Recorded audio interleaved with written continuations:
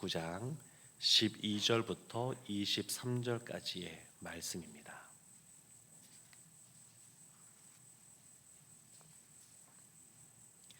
창세기 19장 12절부터 23절까지의 말씀 한 절씩 교독하겠습니다. 그 사람들이 롯에게 이르되 이 외에 내게 속한 자가 또 있느냐? 내 사위나 자녀나 성중에 내게 속한 자들을 다 성 밖으로 이끌어내라.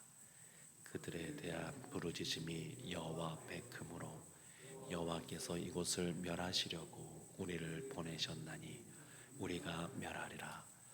롯이 나가서 그 딸들과 결혼할 사위들에게 말하여 이르기를 여호와께서 이 성을 멸하실 터이니 너희는 일어나 이곳에서 떠나라 하되 그의 사위들은 농담으로 여겼더라. 동들때에 천사가 롯을 재촉하여 이르되 일어나 여기 있는 내 아내와 두 딸을 이끌어내라. 이 성의 죄악 중에 함께 멸망할까 하노라. 그러나 롯이 지체하매 그 사람들이 롯의 손과 그 아내의 손과 두 딸의 손을 잡아 인도하여 성 밖에 두니 여호와께서 그에게 자비를 더하심이었더라. 그 사람들이 그들을 밖으로 이끌어낸 후 이르되 도망하여 생명을 보존하라. 돌아보거나 들에 머물지 말고 산으로 도망하여 멸망함을 면하라. 롯이 그들에게 이르되 내 주여 그리 마옵소서. 주의 종이 주께 은혜를 입었고 주께서 큰 인자를 내게 베푸사 내 생명을 구원하시오나 내가 도망하여 산에까지 갈 수 없나이다. 두렵건대 재앙을 만나 죽을까 하나이다. 보소서 저 성읍은 도망하기에 가깝고 작기도 하오니 나를 그곳으로 도망하게 하소서. 이는 작은 성읍이 아니니까 내 생명이 보존되리이다. 그가 그에게 이르되 내가 이 일에도 내 소원을 들었은즉 내가 말하는 이 성읍을 멸하지 아니하리니 그리로 속히 도망하라. 내가 거기 이르기까지는 내가 아무 일도 행할 수 없노라 하였더라. 그러므로 그 성읍 이름을 소알이라 불렀더라. 롯이 소알에 들어갈 때에 해가 돋았더라. 아멘. 살아계신 하나님의 말씀입니다. 하나님이 아브라함에게 소돔과 고모라, 롯이 있는 그 소돔 지역이 심판받을 것에 대해서 말씀해 주셨습니다. 그것에 대해서 이 아브라함이 하나님 앞에 간절하게 중보 기도를 하게 됩니다. 그 결과 하나님께서 소돔을 멸하시기 전에 롯을 찾아오셨습니다. 그 두 사람의 모습으로 하나님이 찾아오셨는데 롯이 그들을 영접하였지만 그 두 사람을 밤에 소돔에 있는 노소 물온하고 사람들이 그들을 끌어내라 이렇게 말을 하게 됩니다. 우리가 그들을 상관하리라 이런 말을 하였습니다. 7절 말씀, 우리가 어제 보았던 말씀인데 이때 롯이 이런 말을 합니다. 이르되 청하노니 내 형제들아 이런 악을 행하지 말라.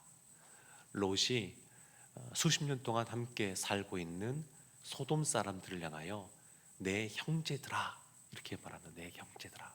그런데 그들이 반응하는 것이 뭐냐면 롯이 이렇게 말했음에도 불구하고 9절 말씀에 보면 그들이 이르되 너는 물러나라. 또 이르되 이 자가 들어와서 거류하면서 우리의 법관이 되려 하는도다. 이제 우리가 그들보다 너를 더 헤아리라. 이러면서 롯을 미치고 가까이 가서 그 문을 부수려고 합니다. 보십시오. 롯은 착각을 했습니다. 본인이 이곳에서 오랫동안 이제 수십 년 살게 되었고 그리고 사회적으로도 지위를 얻었고 그러니까 본인은 그 공동체 안에 속해 있는 요즘 말로 하면 인싸라고 생각을 했는데 그 사람들은 생각한 것이 아닙니다. 너는 그냥 밖에서 거류하던 자이다. 그렇게 대합니다.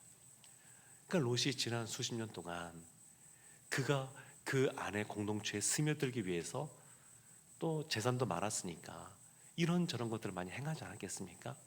그 자리를 잡은 것 같지만 사실은 거류민으로 있는 그러한 모습, 이 모습은 롯의 영향력 없는 모습으로 이어지게 됩니다.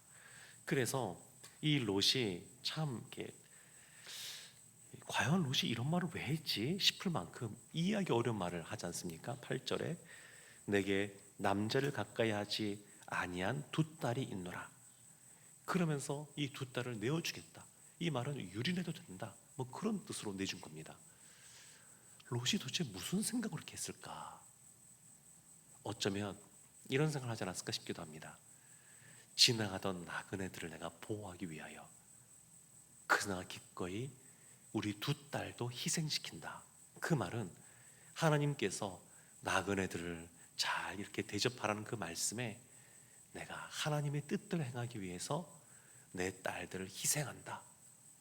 이런 생각을 한 것이 아닌가 싶기도 합니다. 그러니까 이해하기 어려운 말이죠. 이해하기 어려운 말. 근데 롯이 그렇게 말합니다. 근데 이 말하는 것을 보게 되면 아브라함이 창세기 13장에서 이 롯에게 너가 어느 땅을 가느냐 하면서 선택하게 할 때 주저함없이 롯이 선택합니다. 그러니까 하나님 앞에 시간을 갖고 기도하고 신중하게 하는 것이 아니라 그냥 즉각적으로 눈을 들어 볼 때 물이 많고 풍요롭고 그런 눈에 보기 좋은 곳을 그냥 선택하게 됩니다. 이 딸에 대해서도 그렇습니다. 그 사람들이 몰려왔을 때 긴박한 상황이긴 하겠지만 그런데 그럴수록 하나님께서 이것이 무엇이 바른 것인지 점검하는 시간이 꼭 필요한데 그러지 않았습니다. 두 딸을 내어주겠다라는 말은 윤리적으로도 맞지 않을 뿐만 아니라 하나님이 기뻐하지 않는 일입니다. 스스로는 내가 하나님을 위하여 우리 두 딸도 희생시킨다 이런 말이 마음이 있었는지 모르겠지만 전혀 하나님이 기뻐하시는 그러한 일이 아니었습니다. 그런데 이와 같이 행동했던 것은 신중하지 못했던 것이죠. 그러니까 우리가 삶을 살아가면서 참 지혜가 필요한데 그 지혜 중에 첫 번째 모습은 뭐냐면 신중할 때는 신중해야 된다는 겁니다. 그러니까 기도하면서 이것이 하나님의 뜻이 어디에 있는지 하나님의 뜻 앞에서 이것을 어떻게 분별해야 되는지 신중한 시간들을 보내야 됩니다. 근데 롯에게는 그런 모습이 없었습니다. 이제 12절 오늘 본문이 시작되는 말씀 속에서 보게 되면 그 사람들이 롯에게 이렇게 말하죠. 내게 속한 자가 또 있느냐? 그들을 성 밖으로 다 끌어내라. 그러면서 여호와께서 이곳을 멸하시려고 우리를 보내셨다. 이런 말을 하게 됩니다. 그랬더니 14절에 롯이 그 딸들과 결혼할 사위들에게 여호와께서 이 성을 멸하실 터이니 너희는 일어나 이곳에서 떠나라. 근데 사위들은 그것을 농담으로 했습니다. 농담으로. 사위들이 농담을 했길 만큼 롯의 영향력이 없다라는 것을 보여주는 것이기도 하지만 어떤 면에서는 롯이 그동안 영향력을 미치는 삶을 살지 못했기 때문에 이러한 모습도 있었다. 이렇게 여겨지기도 합니다. 우리가 가정에서 자녀들을 키우는데 부모가 자녀에게 영향력이 없다. 부모가 하는 말에 자녀들이 그것을 가벼이 여기고 농담처럼 여긴다. 부모가 진지하게 하는 말에 그 자녀들이 진지하게 반응하지 못한다. 그러면 자녀의 문제가 분명히 있지만 부모의 삶이 그동안 어땠는지를 돌아봐야 되는 것처럼 지금 어떤 면에서는 롯이 그 딸과 사위들에게 지금까지 살아오면서 가장 심각하고 진지하게 말하지 않은가 싶습니다. 떠나라, 떠나자.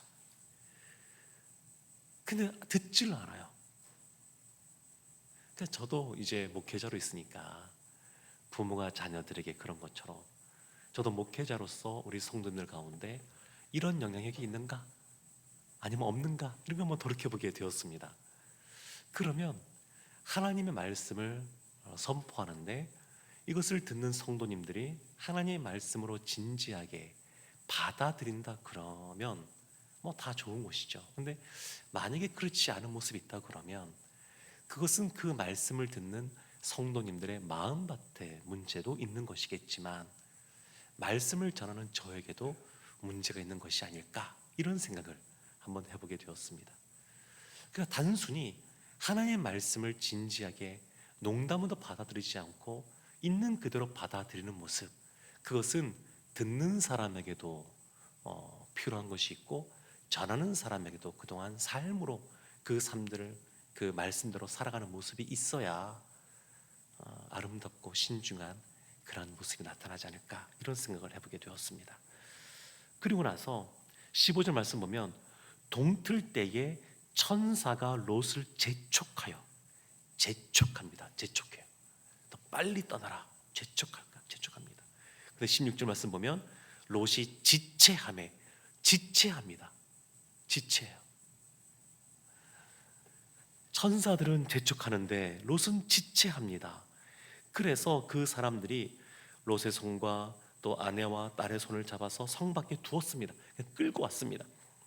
그 사람들이 그 손을 잡아 인도했다는 얘기는 강권적으로 이끌었다는 얘기입니다. 그냥 갑시다 이게 아니라 움직이지 않으니까 그냥 팔을 꽉 잡고 끌어낸 겁니다. 끌어낸 거. 밖으로 그냥 끌어낸 겁니다. 그러니까 이것에 대해서 16절 끝에 이렇게 말합니다. 여호와께서 그에게 자비를 더하심이었더라. 롯이 또 그의 가족들이 이런 구원을 받는데 합당한 모습이 있는 것이 아니라 하나님의 자비하심, 하나님의 인자하심이 크기 때문에 아브라함의 기도를 들으셨던 그 하나님께서 그 아브라함의 마음을 헤아리사 지금 자비를 베풀어 주고 계신 겁니다. 그 성 밖으로 나왔습니다. 17절 말씀에 그 사람들이 밖으로 이끌어낸 후에 도망하여 생명을 보존하라. 돌아보거나 들에 머물지 말고 산으로 도망하여 멸망을 면하라. 이렇게 말합니다. 뒤돌아보지 마라. 들에 머물지도 말라. 산으로 도망쳐라. 그런데 18절 말씀에 롯이 답답한데 이렇게 말합니다. 그들에게 이르되 내 주여 그리 마옵소서 이러면서 나는 산에까지 갈 수 없습니다. 아니 시작도 안 해보고 롯이 못 가겠다는 거예요. 못 가겠다는 거. 그러니까 참 이 안타까운 모습입니다. 왜 이렇게 지체할까? 나중에 내일 보게 될 본문에 보면 롯의 아내가 또 뒤를 돌아보게 되지 않습니까? 왜 이런 모습들이 나타날까? 그것은 생각해보면 롯이 아브라함이 선택하라고 할 때도 눈에 보기에 아름답고 좋아 보이는 것을 선택했습니다. 그동안 살면서 소돔에 얼마나 많은 재물들을 쌓아놨겠습니까? 그 지위가 올라갈 때까지 얼마나 많은 또한 노력들도 했겠습니까? 그런데 그것을 다 내버려 두려니까 미련이 있지 않았을까 싶습니다. 이 롯이 그와 같이 미련을 두고 있으니까 또 한편으로는 딸들이 이제 결혼할 만큼 성장했다는 얘기는 롯의 나이도 청년 때 같지는 않다, 그런 이야기이기도 합니다. 그러니까 산까지 도망치려니까 힘들다고 생각했죠. 산까지 올라가야 되니까 자신이 없었겠죠. 그럼에도 불구하고 하나님이 천사를 통해서 이렇게 말씀하실 때는 그 뜻을 분명히 알았으면 행동을 해야 되는데 계속 지체하고 머뭇거리고 있습니다. 21절에 보면 하나님께서 천사를 통하여 이렇게 말씀하십니다. 내가 이 일에도 내 소원을 들었은즉 내가 말하는 그 성읍을 멸하지 아니하리라 말씀하십니다. 그러면서 속히 도망하라. 그러니까 이 소아이란 지역은 나중에 작은 곳이라는 뜻의 이름으로 소아를 이미 붙였지만 소돔과 고모라가 멸망할 때 함께 멸망할 위기에 처해 있었는데 어찌 보면 롯 덕분에 멸망당하지 않는 그러한 모습을 보여줍니다. 그래서 어떤 면에서는 이 세상도 이런 것 같습니다. 세상이 악이 관영한 그러한 세상인데 왜 아직까지 세상이 하나님의 심판 가운데 있지 않고 이렇게 존속이 되느냐? 하나님의 사람들이 있으니까 그렇다고 볼 수도 있습니다. 사랑하는 성도 여러분, 롯이 하나님 앞에 말씀의 뜻을 분명히 알았음에도 불구하고 지체를 합니다. 우리가 삶을 살면서 지혜라고 한다 그러면 두 가지 모습이 있어야 됩니다. 첫 번째는 어떤 것을 결정할 때 신중해야 됩니다. 하나님 앞에 기도하고 나가야 됩니다. 먼저 손이 나가고 발이 나가는 상황 속에서 그렇게 행동하는 것이 아니라 먼저 하나님 앞에 기도하는 것이 필요합니다. 그리고 하나님 뜻이 분명해지면 과감해야 됩니다. 과감해야 돼요. 그것을 그냥 두리뭉실하게 뭉개거나 아니면 지체해서는 안 됩니다. 지혜라고 하는 것은 이와 같이 신중할 땐 신중해야 되지만 하나님 뜻이 분명하면 과감한 모습을 보여주어야 됩니다. 임마누엘 칸트와 관련해서 아주 재미있는 일화가 하나 있습니다. 칸트가 젊은 시절에 한 여인과 아주 가까이 교제하면서 지냈습니다. 근데 그 여인이 생각할 때 칸트의 마음을 잘 모르겠는 거예요. 칸트가 이쯤 되면 결혼하자고 얘기될 것 같은데 아무런 얘기가 없으니까 답답한 이 여인이 결국 먼저 청혼을 했습니다. 칸트, 당신의 마음은 어떻습니까? 그런데 칸트가 대답을 안 해요. 결혼에 대해서 결혼하자라고 했으면 좋다 싫다 말해야 되는데 대답을 안 하고 도서관으로 갑니다. 그러면서 결혼하는 것이 좋은지 안 좋은지 철학적으로 분석하기 시작합니다. 고민합니다. 그러나서 고민 끝에 결혼하기로 결정했습니다. 그리고 그 여인의 아버지를 찾아갔습니다. 제가 결혼하겠습니다. 그랬더니 그 아버지가 이렇게 말했다 그러죠. 너무 늦었다.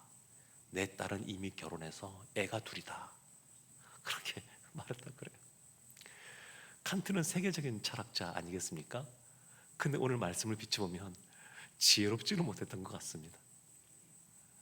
그러니까 행동해야 될 때는 또 행동을 해야 됩니다. 사랑하는 성도 여러분, 멈추지 말고 뒤돌아보지 말고 하나님의 뜻이 분명하면 달려가는 우리가 되기를 원합니다. 사실 행동 없이 기도하는 것 문제가 생깁니다. 또 기도하고 하나님 뜻이 분명했음에도 불구하고 행동하지 않는 것도 지혜롭지 못합니다. 하나님 앞에 기도하고 주님의 뜻이 분명해지면 과감하게 행동하는 우리 모두가 되기를 주님의 이름으로 축원합니다.